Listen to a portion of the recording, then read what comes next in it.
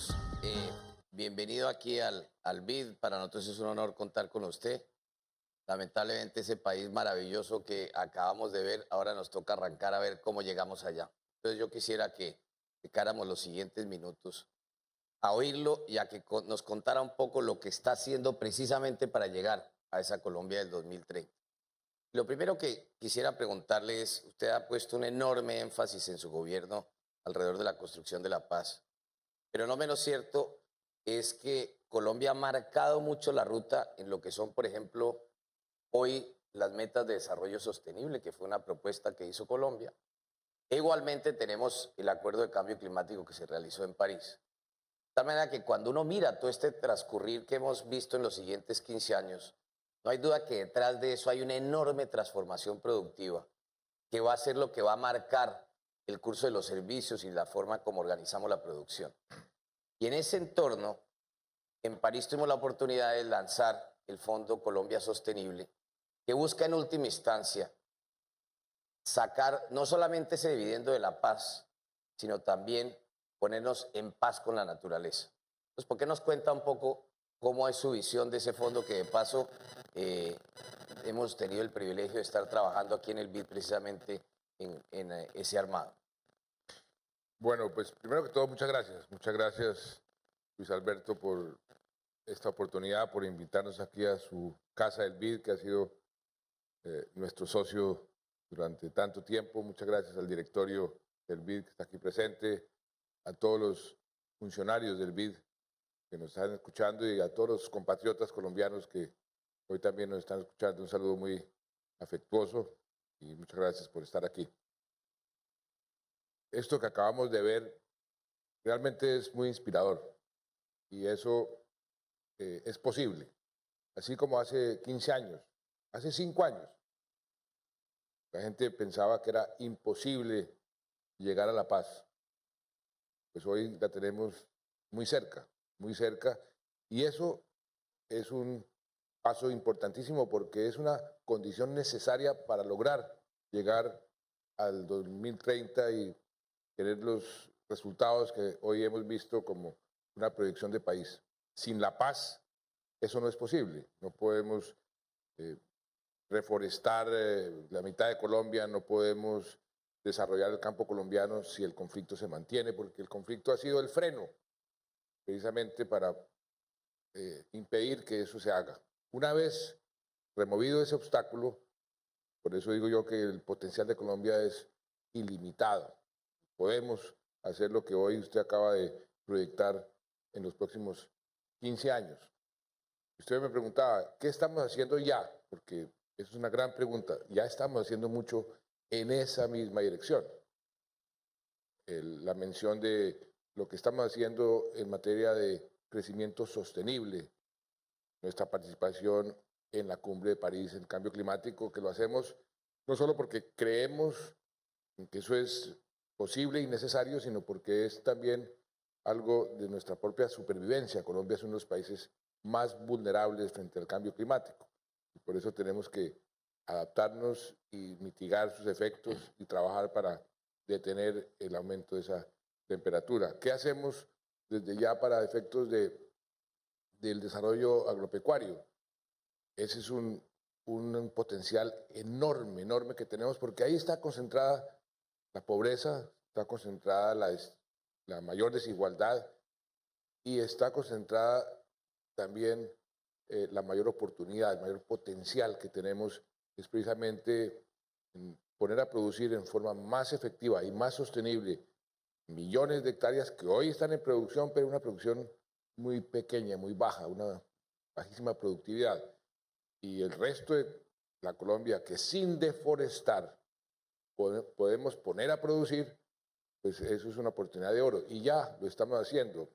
Precisamente la semana pasada, con presencia del director de la FAO, en una zona del país que tiene un inmenso potencial, Orocué, en el Casanare. Allá firmamos una ley que va a permitir hacer asociaciones entre grandes empresarios, grandes agricultores con los campesinos. Había una serie de impedimentos legales que no hacían posible ese tipo de asociaciones para poner a producir cerca de 7 millones de hectáreas. Que, repito, sin deforestar, podemos poner a producir en forma mucho más sostenible. O sea que el campo está ahí, sí, como dicen, abonado para poder hacer mucho de lo que se está haciendo.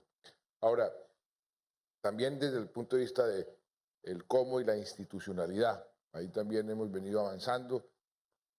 El Congreso nos dio unas facultades para reformar todo el Ministerio de Agricultura. Se han creado unas agencias especializadas que ejecutan muchos de estos programas en materia por ejemplo, programas de sustitución de cultivos ilícitos. Cuando firmemos la paz, ese va a ser un tema de gran importancia y una gran oportunidad. Muchísimas hectáreas en Colombia, zonas que han estado afectadas por el conflicto, que han estado dedicadas al cultivo de coca, las podemos transformar para hacer polos de desarrollo, llevando la presencia del Estado y de una manera sostenible. Ahí hay un potencial también muy grande para poder desarrollar el campo y tener beneficios de todo tipo, no solamente en producción agropecuaria, sino también en nuestro compromiso de contribuir a detener el cambio climático. Estamos haciendo ya inversiones muy grandes en la parte agropecuaria, en investigación, en desarrollar, ahí mencionaban la productividad de muchos de los productos que compiten con el resto del mundo y tenemos ese potencial. Ya hay ejemplos de producciones de soja, de maíz, con productividades iguales o más altas que nuestros competidores. Y la oportunidad es enorme porque nosotros estamos importando buena parte de lo que estamos consumiendo. Fácilmente podemos sustituir esas importaciones y volvernos exportadores. Ese sueño de convertirnos en una despensa del mundo, y tenemos como la propia FAO ha identificado unos pocos países en el mundo con verdadero potencial para aumentar la producción de alimentos, uno de ellos es Colombia. Entonces, removido el conflicto armado, que es el obstáculo para poder hacer eso, tenemos que dedicarnos a desarrollar el campo, a desarrollar el país de manera sostenible, y todo esto que estamos viendo como la proyección para el año 2030 es posible. O sea, si hace unos años creíamos que la paz era imposible y resultó posible, esto que usted nos está mostrando hoy también es posible y estamos sembrando la semilla. Por ejemplo, en la parte de energías renovables, Colombia se ha quedado atrás frente a otros países, pero el potencial está ahí y rápidamente, sin conflicto, las inversiones llegan. Ya están llegando, por ejemplo, a La Guajira. Ya están llegando inversiones muy grandes para crear esos parques de energía eólica. Eso ya está en marcha. Por ejemplo, estamos desarrollando en la parte tecnológica, que hablábamos de la tecnología, de cómo podemos utilizar la tecnología para el desarrollo. Ya Colombia en estos 5 años se conectó totalmente. Todos los municipios están conectados con fibra óptica y banda ancha. El próximo paso es cómo usamos esa tecnología para efectos de afectar el diario vivir de los agricultores y de los colombianos en una forma mucho más positiva, y ahí podemos dar un salto cualitativo muy importante. De manera que mucho de lo que se está proyectando, estamos sembrando las semillas, pero repito, eso no era posible si continuaba esta guerra, si continúa esta guerra. Removido ese obstáculo, nos dedicamos a eso. Y la parte institucional, una de las razones por las cuales yo me empeñé desde el principio de entrar, por ejemplo, a la OCDE, es para garantizarnos buenas prácticas, el cómo hacer las cosas mejor. Entonces uno se fija esos objetivos, pero hay que saber cómo llegamos a ellos y cómo lo hacemos de la mejor manera posible, buen gobierno. Y eso también ya lo estamos sembrando. Inclusive la semana pasada nos aprobaron un nuevo comité de la OCDE. Yo espero el año entrante tener eso totalmente finiquitado, y eso es un paso importantísimo para lograr el año 2030 esos resultados, porque sin una buena institucionalidad, sin una buena forma de llegar a eso, pues se va a volver muy difícil. Si, en cambio, sabe uno qué es lo que quiere y cómo llegar allá, eso se facilita enormemente. Y ayudas como la suya, doctor Luis Alberto, la de su institución, la del BID, a todas las multilaterales, son indispensables, porque ustedes aquí lo alimentan a uno de buenas ideas, de buenas políticas, y ayudan al cómo y al qué. Y eso pues es una sociedad de mutuo beneficio que yo aprecio enormemente, y por eso le agradezco tanto esta oportunidad. Muchas gracias, presidente. Y pues usted mencionó muchas cosas aquí, obviamente, claramente. Hoy en día la agricultura representa 10 puntos del producto en Colombia, más o menos. Como muy bien decía, la FAO calcula que puede ser el séptimo productor del mundo. Tenemos de 22 millones de hectáreas, prácticamente solamente 5 explotadas con una muy baja productividad. De tal manera que obviamente allí hay un esfuerzo muy, muy grande. Yo un poco lo que quisiera ver, además de, aquí tiene usted algunos posibles donantes para este fondo que estamos organizando, para que usted les cuente un poquito cómo se imagina el posconflicto, porque de esto se habla mucho. Ayer justamente con el presidente Obama se lanzaba este programa de Paz Colombia, que va a tener algunos de los elementos, pero ciertamente ese cambio de énfasis al que usted hacía referencia, de ponerlo no en la tierra, el énfasis en la agricultura como en la producción, pues significa que los bienes públicos van a ser centrales. Usted nos cuenta un poquito eso y cómo piensa un poco financiarlo, porque eso va a tener unos retos enormes. Por supuesto, aquí en el banco estamos listos a acompañarlo en ese esfuerzo. Sí, nosotros hemos querido, así como el proceso de paz ha sido un proceso muy bien planeado, y cada paso ha sido tomado después de analizarlo bien, de medir cuáles son las consecuencias de una u otra alternativa. Creo que por eso hemos llegado a donde hemos llegado. Lo mismo queremos hacer con el llamado posconflicto, porque en muchos casos, en muchos países que han resuelto sus conflictos armados internos, comienzan a pensar en el posconflicto el momento en que firman, y eso es un error craso, porque dejan demasiado tiempo entre el momento en que se firma la paz, el momento en que comienzan a implementarse los acuerdos, y ese vacío resulta fatal, porque no comienza el posconflicto y la gente se frustra.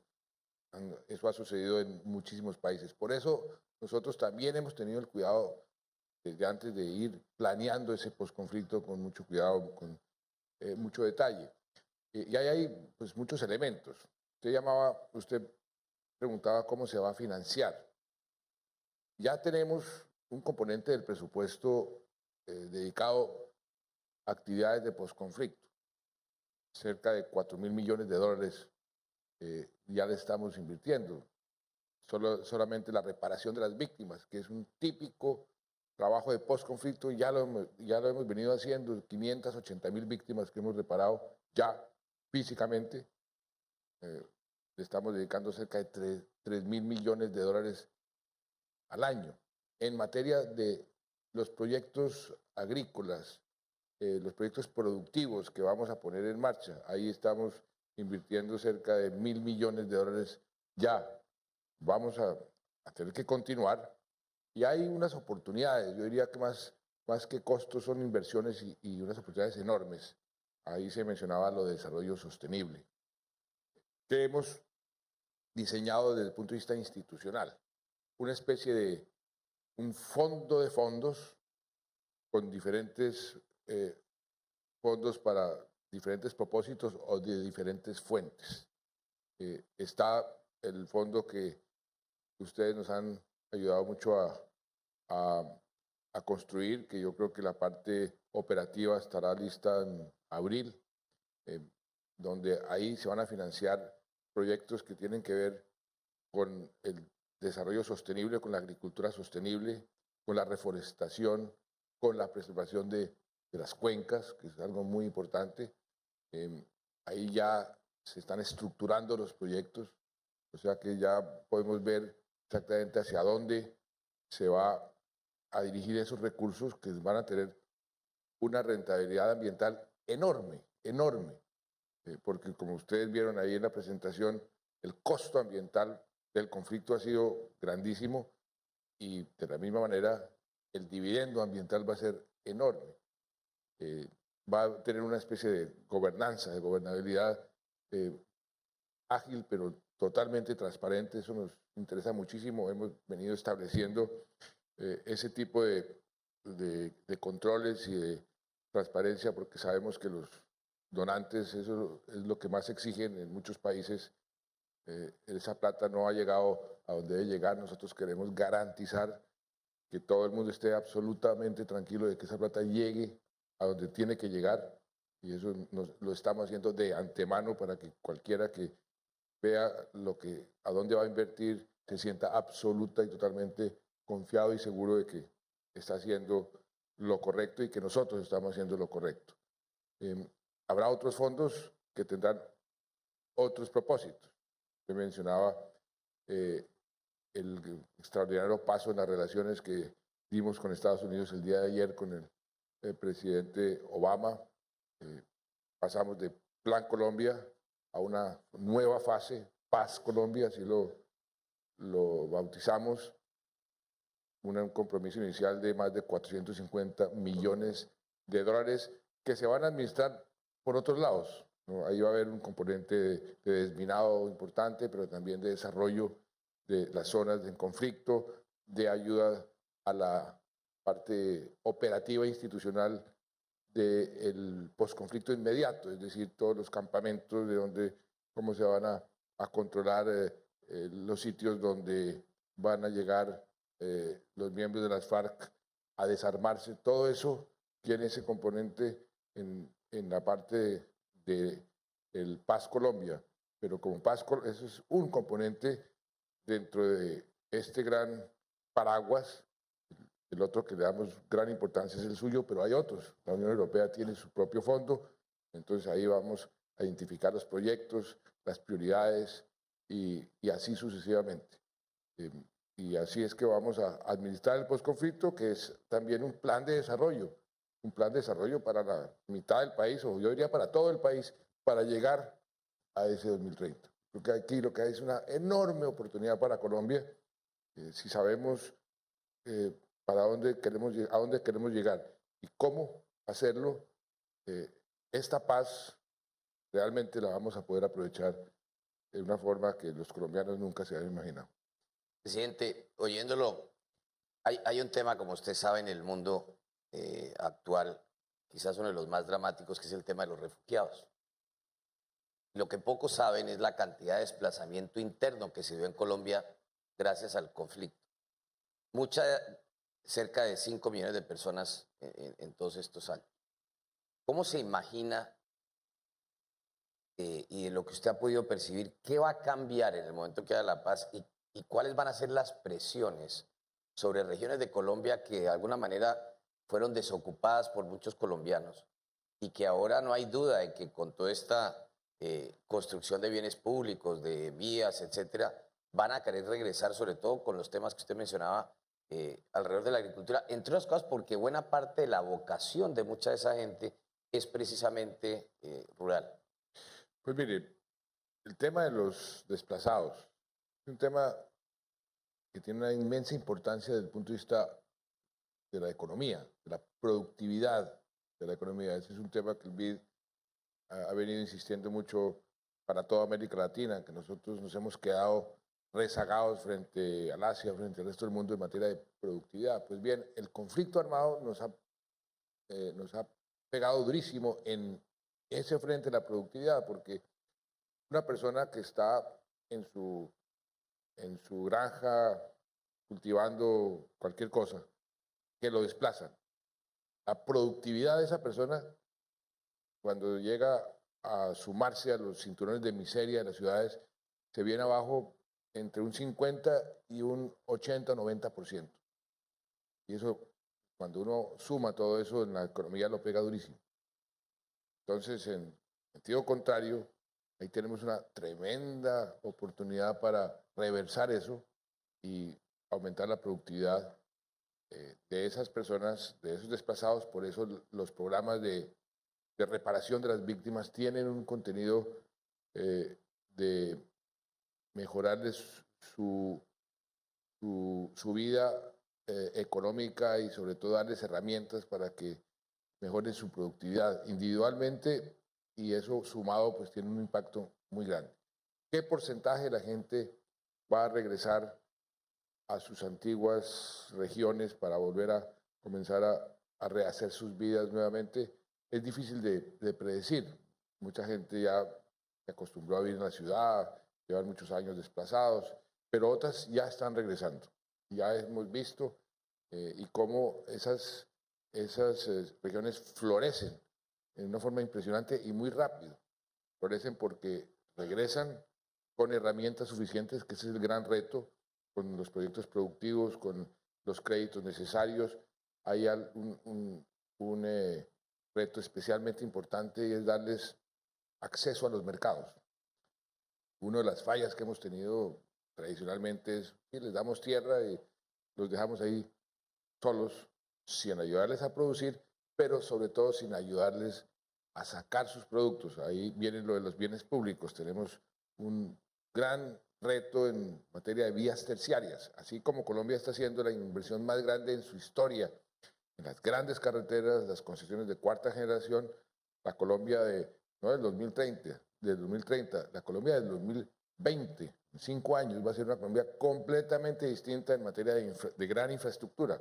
Pero a eso tenemos que sumarle, y eso es muy importante, las vías terciarias, que el campesino tenga la posibilidad de llevar sus productos en una carretera decente, en una forma menos ineficiente a los mercados. Ese es un gran reto. Y hay regiones del país que van a necesitar mucha mano de obra.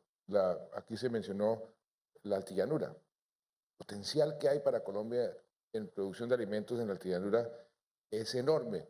Y son zonas deshabitadas, tienen muy poca gente. Vamos a tener que llevar mucha gente. Ese es otro gran reto, pero también otra gran oportunidad. No solamente de los desplazados, personas que quieran ir a tener una mucho mejor vida de la que están teniendo en muchas de las ciudades, viviendo hacinados, viviendo en los cinturones de miseria. Por eso también ahí hay un espacio enorme donde ahí, como dicen los villaristas, podemos hacer una carambola a 3 bandas, porque entonces ayuda uno muchísimo a mejorar la productividad, produce los alimentos, y si lo hace de una forma sostenible, o sea, amigable con el medio ambiente, eso es todavía mucho mejor. Le voy a dar un ejemplo concreto. La inmensa mayoría de nuestra producción ganadera es contraria a los principios del medio ambiente, es decir, realmente es muy contaminante y muy ineficiente. Los proyectos llamados silvopastoriles, es decir, proyectos que tienen unas características especiales, aumentan muchísimo la productividad de la carne, pues, y la leche, pero lo hace de una manera que contribuye, en lugar de destruir todo lo que tiene que ver con el medio ambiente, con el cambio climático. El potencial ahí es enorme, pero así hay otros productos que tenemos ya identificados. Ahí Corpoica ha hecho una gran labor de investigación, lleva más de 5 años con asociaciones con el Brasil, con otros países que tienen una buena investigación. Entonces ya están digamos, la materia prima lista. Lo que ahora con la paz nos va a permitir es echar para adelante.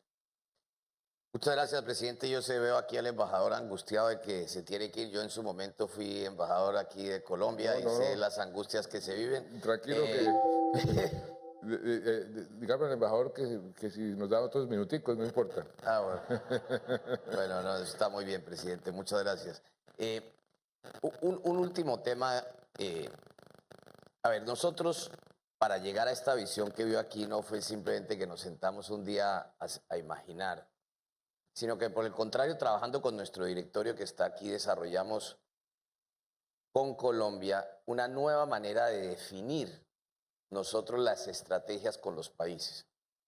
Y pensamos que la manera de definir la estrategia partía de decir dónde está el país, cuáles son sus déficits, hacia dónde debe ir y dentro de eso cómo puede apoyar el banco. Y justamente vamos a tener la oportunidad en 2 semanas de poder lanzar esto con usted. Y básicamente lo que buscamos allí es decir lo siguiente.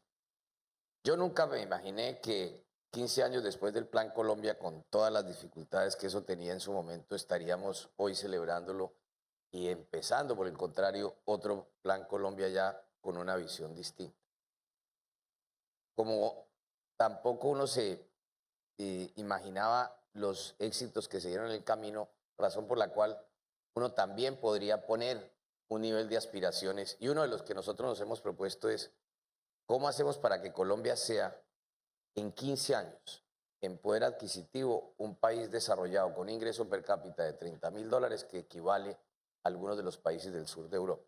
Y eso suena para algunos una locura, pero nosotros hemos hecho el trabajo de cómo llegar allá.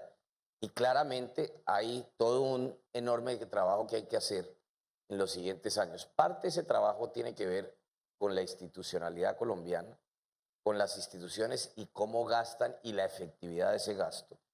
Como hoy, por ejemplo, el nivel de tributación que tenemos es de en torno al 15% a nivel nacional, en torno al 3% en las regiones, tendría que doblarse en las regiones, tendría que llegar al 20% a nivel nacional.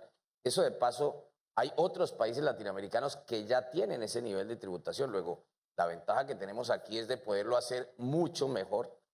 Y por último, todos los temas de administración de justicia y de un poco encaminar todo este proceso. Cuéntenos dentro de todo esto, porque sé que usted ha estado hablando de algunos de estos temas, cómo lo está pensando usted y obviamente tendremos oportunidad de ir ya desarrollando con más detalle este tema en Colombia. Pero fíjese, Luis Alberto, cómo están encajando eh, todas las cosas, cómo están confluyendo hacia un mismo objetivo.